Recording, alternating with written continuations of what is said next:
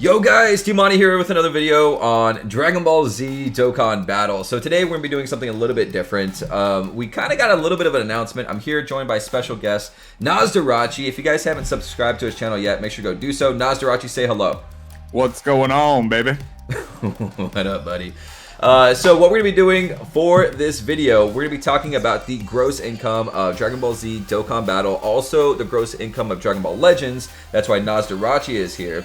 And we're going to talk a little bit how much money the companies have actually made off these games and its lifetime revenue, and kind of a little bit of what to expect, because a lot of people, you know, say Dokkan Battle's going to shut down one day. It is a gacha game. Everything does come to an end, but we're going to hit this a little bit because I don't think these games are going anywhere. No, yeah, we have some data that stacks them up versus, you know, other extremely popular games as well, just to see how they all compare with non-Dragon Ball IP stuff also. Yes. So, first thing we're going to talk about, Dragon Ball Z Dokkan Battle. It hits $2 billion in lifetime revenue, and this is of November of 2019. So since then, I believe it's generated another $9 to $18 million in those like 2 extra months. But it's one of the, I think there's only 10 other mobile games, maybe like 11 or 12, that have been able to do this, and Dokkan Battle is one of them. Let me scroll down a little bit here. See, actually, it breaks it down. The chart breaks it down per quarter, and you can see what they made every month. Really? Yeah, it's 177. Well, every quarter. Oh, every quarter. Yeah, every quarter. They made in the third quarter of 2019. 113 million they made in the second quarter. They actually made 227 million. Dokkan did in the first quarter of 2019, and generally the first quarter is like the slowest quarter, right? What came out in the first? Is that the Broly movie? That very well might have been. I think it was. Had tie-ins with that. That's probably what happened. Yep. And so everybody went ham on Gogeta and Broly, and then things dipped down quite a bit, and then it went back up for quarter 3. Now, so another thing I want to talk about here is we have a list of the highest top grossing games of all time. We'll go over that in a second. Nas, how much money has Dragon Ball Legends made so far since its release in 2018, if I'm not mistaken? So looking at this list, it goes down to number 35 at Mobile Legends Bang Bang. I don't know if you're showing the graphic for the list or not, but Mobile Legends Bang Bang at 350 million. If you were to probably drop down to the top 45, you would see Legends in there, because it's posted so far $301 million in revenue. So they're actually probably in the top 50. I can almost guarantee that for sure. But nowhere near the Dragon Ball Z Dokkan Battles number. Well, they're tied for 10th, but yeah. They also important to note that Legends is also just 1.5 years old, so they're doing pretty impressively for, you know, how old the game is. Yeah, I would actually even say that at the rate they're going to beat Dokkan Battle. Would you agree with that? If they can maintain player interest. Right now, there's a lot of infighting in the community about mechanics the game has been doing, so they definitely have to be responsive to the community to maintain their current success. Okay. So the next thing I want to talk about here is how is it comparing to other mobile games. Now, here's a list of all mobile games and the revenue that is generated. Number 1, Monster Strike. I've never even heard of Monster Strike. I don't know what the hell that is. Puzzles and Dragons, Honor of Kings, Clash of Clans, Candy Crush Saga. We've all heard 5 billion for Candy Crush. Pokemon Go. Wow. Pokemon Go is already 4 years old, really? Yeah, it's been out for. They've been milking that one. Pokemon is one of the most profitable IPs I think that's ever existed on the entire planet, more so than Star Wars or anything else we've ever seen in the entire world. So they're sitting on a gold mine. Fate Grand Order. I knew Fate Grand Order was popular. It's not so much here in the U.S. I know a lot of people play it here in the U.S., but so far that's at 3.7 billion. Game of War 2.8. Fantasy Westward Journey. I have no idea what the hell that is. Candy Crush Saga, so that you can add that on top of Candy Crush over here. Yeah, it's like Candy Crush the sequel, or like a DLC for Candy Crush or something almost. That's crazy. And so Dokkan Battle is tied basically with Candy Crush Saga. What is it? Clash Royale. Soda. Yeah. Yeah, so there's 3 other games that are tied for basically 10th place for all-time grossing mobile games, rather.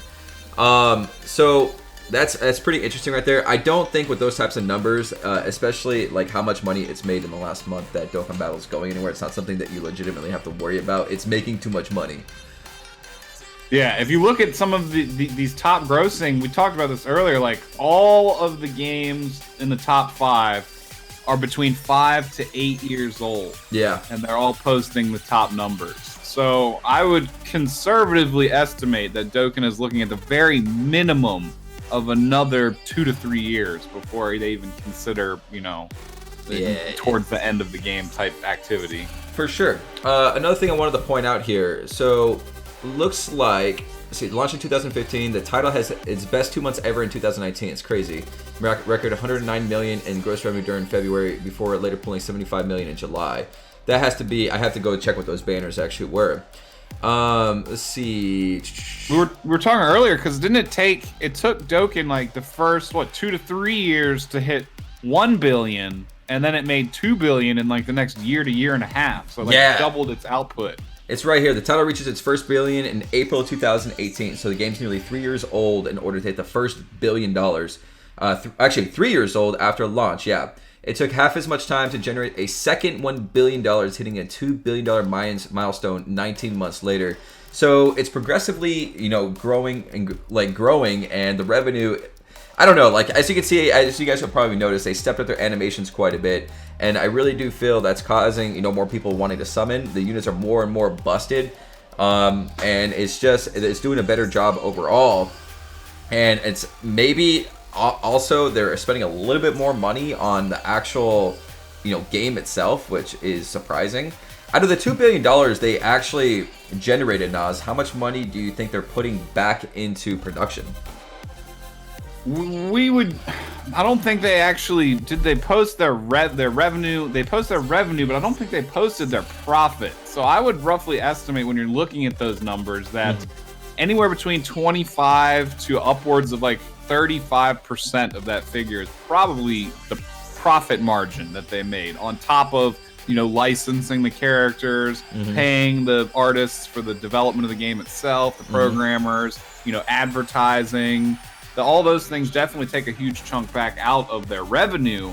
But still, when you make $2 billion in revenue and come out with, 300 or 400 million, 500 million in profit to, have bonuses for your employees and the executives can just pocket and take home. Those are some hefty numbers right there. Yeah. Like, what did we just had, I think it was Blizzard's new CEO or CFO. They just hired for Blizzard, people that make Warcraft and stuff.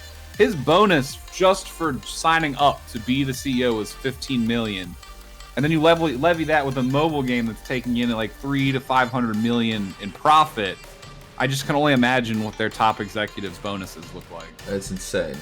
So another thing that I have up here, let's see, list of Dragon Ball video games. We talked about that.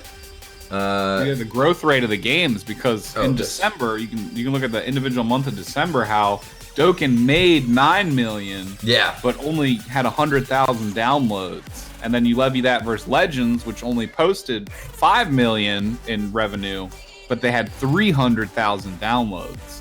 So the growth rate is something worth talking about there as well. Yeah, so in just 1 month, Legends installed I have it up here on the screen right now. Legends installed 300K downloads, while Dokkan Battle was way, like 1/3 of that. But do you think it's almost at the point, 100K is still quite significant. Do you think it's... Yeah, that's a lot. That's not nothing to be sneezed at for sure. But I think it speaks a lot on just the audiences of the game specifically. Like when you look at Dokkan, it's pretty well known that, the game it's easier to play, not in terms of like difficulty, but just like the casual nature of the gameplay. There's no timers on, picking your actions. So you could do things like be riding a train to work or using the restroom or watching a movie and still functionally play the game. That appeals to an older crowd overall that, may have less time to play the game. And they're also the people that are more generally employed and spending money. Whereas Legends requires a lot more patience, a lot more concentration on the game itself, and generally appeals to a younger crowd, kids that are still in school or college, stuff like that, who don't have as much, available income to spend back on the game itself. So right. That's definitely has a huge bit to do with you know, each game's individual performance for sure. So for me personally, like, I don't play Legends very much anymore, but when I did, I refused to play. For me, I refused to play Legends anywhere because when I played Legends, I just pretty much did the PvP portion. I kind of refused to play Legends anywhere that I wasn't, like, I had to be home to play Legends because like, if you weren't on Wi-Fi, the game was absolute crap. Like, it was just laggy. It was not a good experience. Well, Dokkan Battle, once you load into the event, or you know, you're doing what you're gonna do, it's it, bro. Like, it's not like it needs like a constant stable connection. You just gotta load in and you're solid. So I think we can honestly probably spend like an hour talking about just that, because it goes into the philosophy of, you know, the PvE content, the PvP, which people are looking for what type of experience. And for sure, that everything you said is 100% accurate. Playing Legends functionally as a mobile game in the true spirit of that, like, you're not tethered to Wi-Fi or a network, it's not the ideal experience for that game, because your PvP battles will be suffering from bad connection. Whereas in Dokkan, you don't even have to worry about that, like you said. I think it's offline for everything except for the summons. Yeah, you just need to load in and you're good. Like, you don't need like a stupid good internet connection. I think that's, for me, that's one of the biggest like pluses for Dokkan Battle. Is like, I can actually play it on the go, while Legends, I kind of refuse to play it on the go. Yeah, and then that brings up the point, like, if you're going to play Legends in that situation and you're at home anyway because you have to be on your Wi-Fi, then why not play Fighter Z or, you know, something that's like, you know, a console, a AAA game, as opposed to staring at your phone. You're at your house, you're in your living room, you have a 60-inch TV. Why look at your 4.5-inch screen phone, you know? Right. So it is definitely an interesting point to bring up. I didn't get this actual data. I haven't actually looked this up. Do you know how many times Dragon Ball Z Dokkan Battle has been installed? Overall? Yeah. If you go to, I can only look right now on the, I don't have an iPhone, so, but if you go look just for the Android, when you look at Dokkan Battle, it's got 10 million plus is what it says. And that's just Android. Just so Android. You have to say probably like between 9 to 13 million on iOS. Right. So you put that in comparison, like how Dokkan Battle does for, you know, for Dragon Ball. I took a look at how many copies of Fighters sold. I have that up right here. Fighters sold 3.5 million copies. All right. So we're talking like this Dokkan Battle and Legends is so like, it's because it's free. Obviously, you just install it and you have it. But the average user that installs Dokkan Battle with the amount of money that they made is $35. The average person per install is $35. What do you think about that? That's leveraging out all the people that spend nothing with all the people that spend a lot. It makes the individual account value roughly $35. You really need to cue in that the Blizzard debacle where the guys, you know, holding up, he's like, what, you guys don't have phones? Because that's what it's a free game, and everyone on the planet that lives in a fairly well-developed nation, for the most part, has access to phones, whereas they may not have access to a highly powerful PC or a PlayStation 4. That might be something that's just out of their price range, whereas a phone, something that, you know, people generally have anyway for communication, they now have access to this free game. So yeah, the fact that they have more than 4 times the amount of installs as Fighters has purchases is definitely very telling of that, for sure. For sure. All right, bro. Pretty solid video. Thank you for tuning in with me on this subject. If you guys have anything else you want to add in the comments, feel free to do so. And if you haven't already, please go sub to Nasdorachi. He is the man. Nas, say goodbye. I appreciate that. Yeah, you appreciate that. But yeah, just basically to sum it all up, I don't think that either game is immediately at risk of being shut down, as some of the more fringe people will say on social media. But they definitely both need to focus probably a little bit more on community interaction as opposed to just raw profits. And you can kind of see that with Dokkan. Dokkan finally created their global channel where they can communicate with global players. So they're making steps where they're trying to reach out to the community, and I think they're doing that because they realize, you know, the game is getting a little bit older and they have to stay competitive, for sure. They do. That's why they're updating graphics. If they would just make it HD, oh my gosh, like make it a full screen game, like it'd be a game changer for sure. Anyways, like we can go on and talk about this literally, I feel, for like hours, but I gotta end the video. It's already a 15-minute long video, and I feel like we barely even started, which is crazy. Make sure to sub to Nasdorachi. I think we're both talking right now about going to KamehamehaCon. We haven't really decided yet. We're still talking to the people at KamehamehaCon. We might host a panel or so there. So if you want to come see us in person, it's in Irving, Texas. I believe May? Yeah. May 1st to the 3rd? Yeah, last year was April. This year it's May. The only reason I know that is because last year we went, it was before my birthday, and now this year they're hosting it after my birthday. So. Yeah. Did you ever hang up that picture I got you? Yeah, man, I got everything hung up. I got the Mewtwo's out in my living room. The Dragon Ball silhouettes of the Shenron is back here in my computer room. Hell yeah, bro. All right, guys. Thank you for watching. I'll see you guys on the next video. Laters. For sure. Have a good one, y'all. Peace out.